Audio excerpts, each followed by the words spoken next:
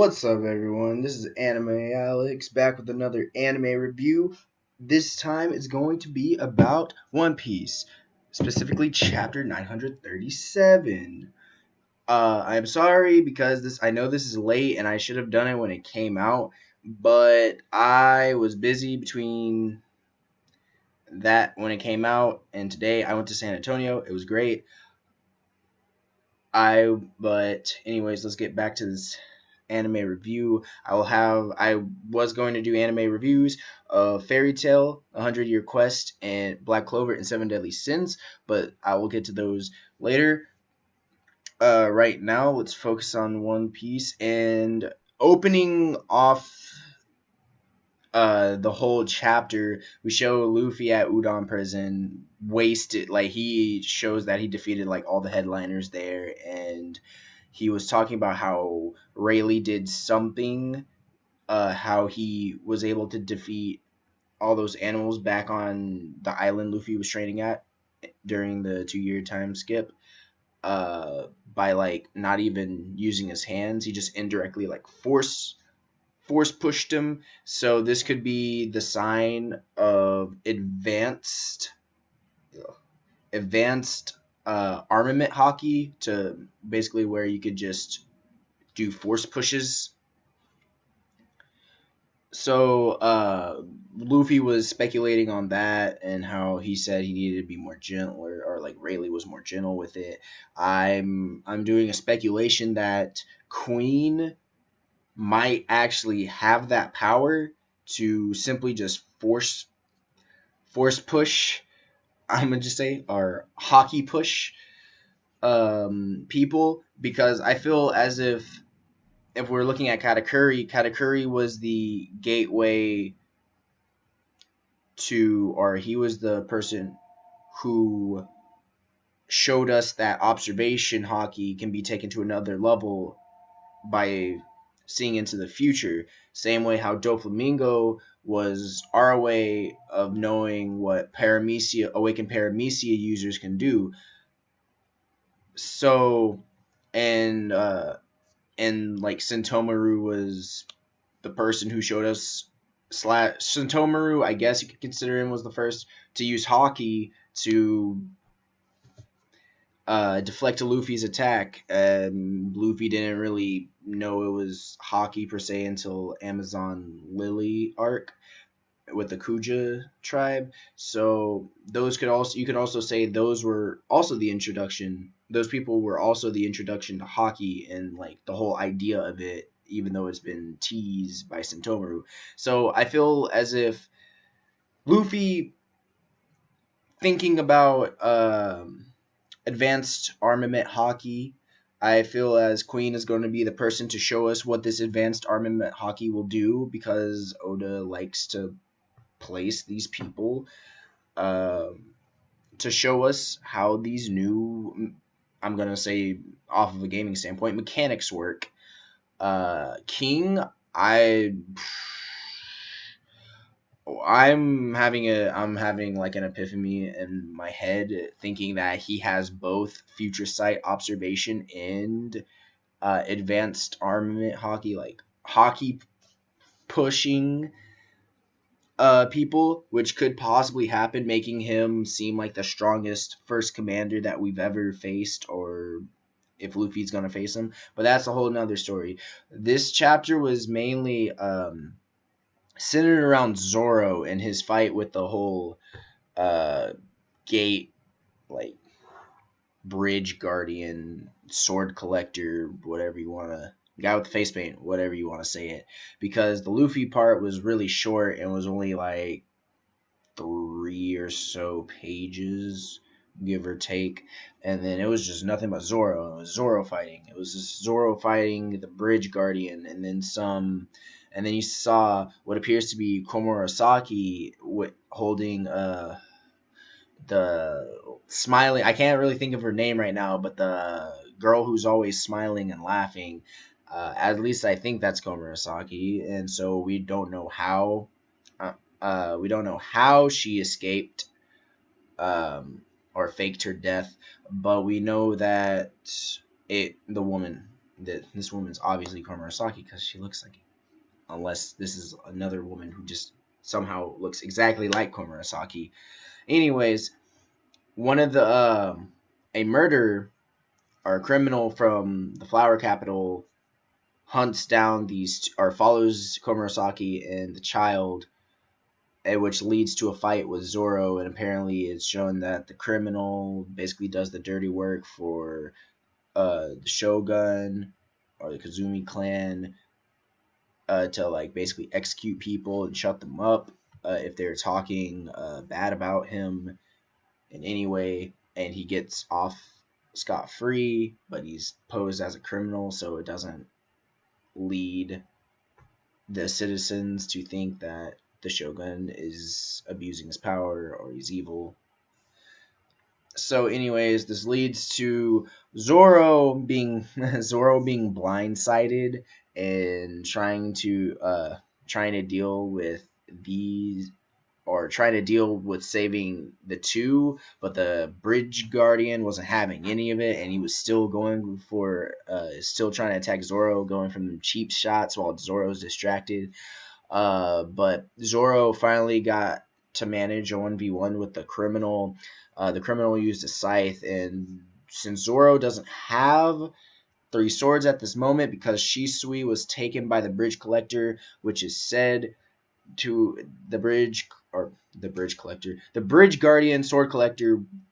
The dude said he took it back to the grave.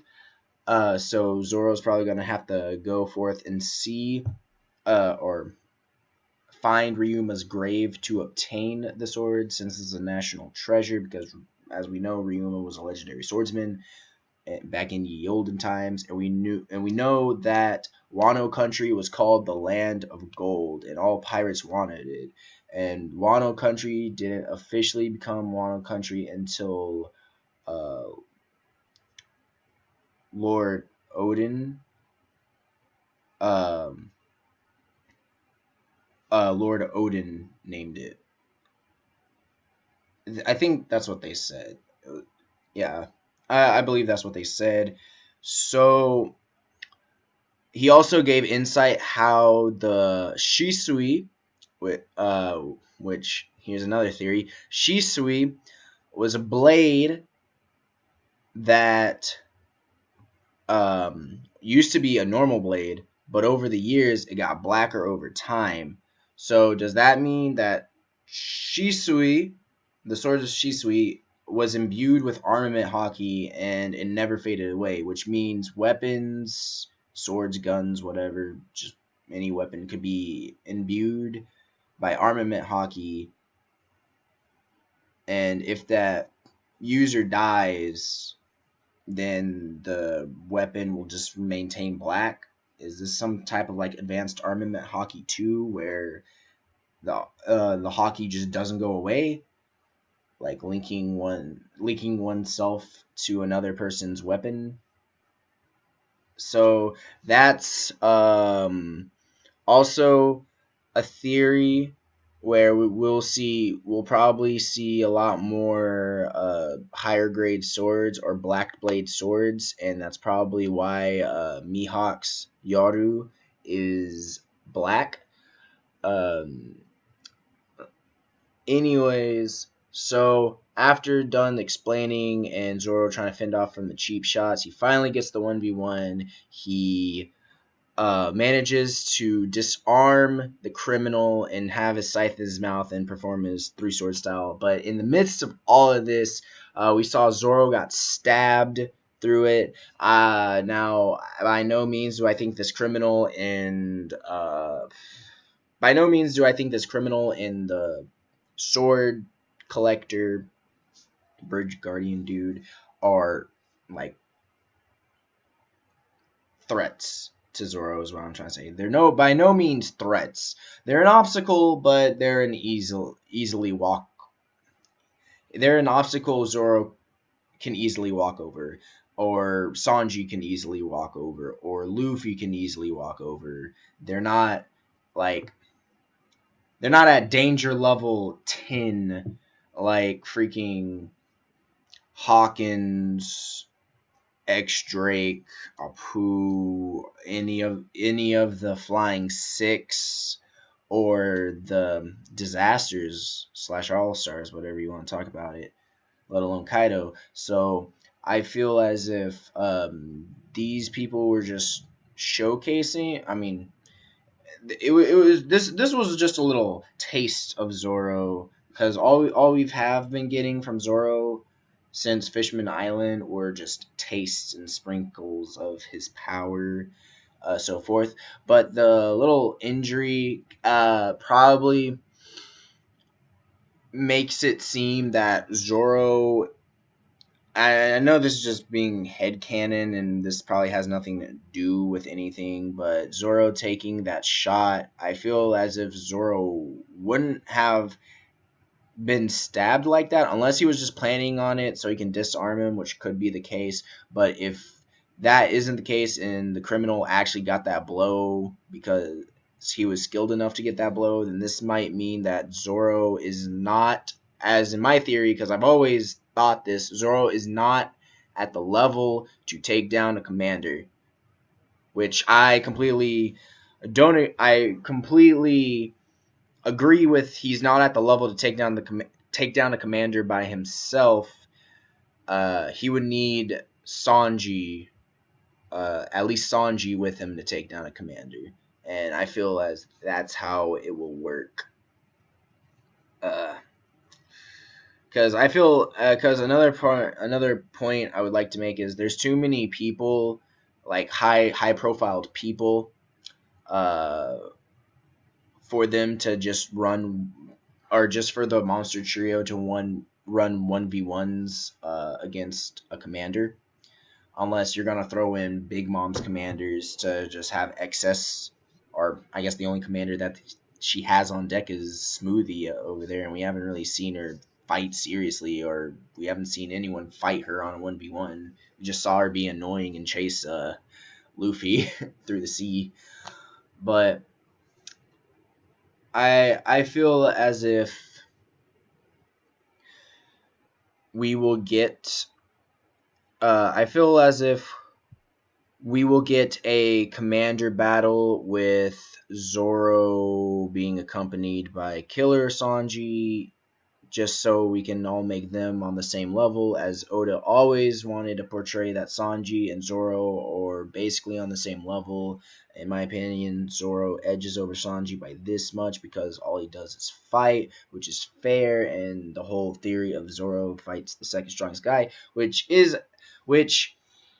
actually debunked, because Sanji sometimes fights the second in command, as in like Virgo and that one Fishman karate dude from the Arlong Park arc. But if you've noticed, Zoro in that case, Zoro will either get nerfed or Sanji will either get nerfed and be brought down to the third person's level. So so they're more even than not, and I feel as if Oda wouldn't change that formula right now. There's no reason, because the only way Zoro, or the only place Zoro can go from there, is being almost on par with Luffy, which would really be stupid because it would destroy Zoro's character and contradict his whole reason being there, and how Zoro wouldn't follow Luffy if Luffy was weaker than Zoro. That would be completely bonkers. And it would also contradict Luffy's goal to be Pirate King, because in order to be Pirate King, he would have to be the strongest pirate. How would you be the strongest pirate if your first mate is the same level as you? That'd be insanity.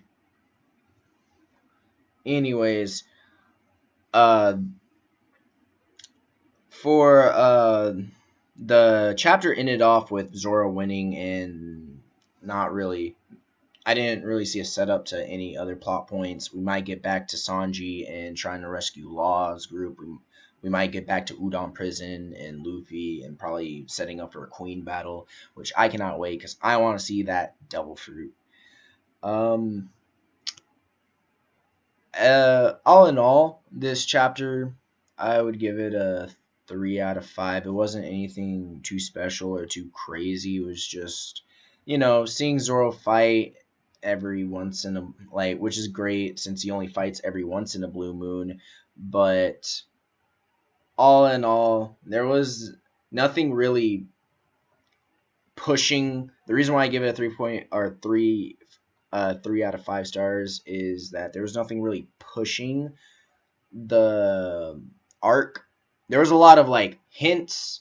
There was a lot of like hints and subtle hints to future powers and things, but there was nothing like pushing along this arc. It was literally just Zoro fighting his way to get back his sword, which is basically Zoro's goal as of right now in this point in time, and it doesn't really affect the whole encompassing arc as of yet. So, with all that being said, hopefully you guys stay in tune for the next anime review or anime/manga review. I'll hopefully get it out by tomorrow and get the others out roughly within like a 1 day period. Anyways, just stick with me on this. Anyways, thanks for watching, and hopefully you come back and see some more. Peace.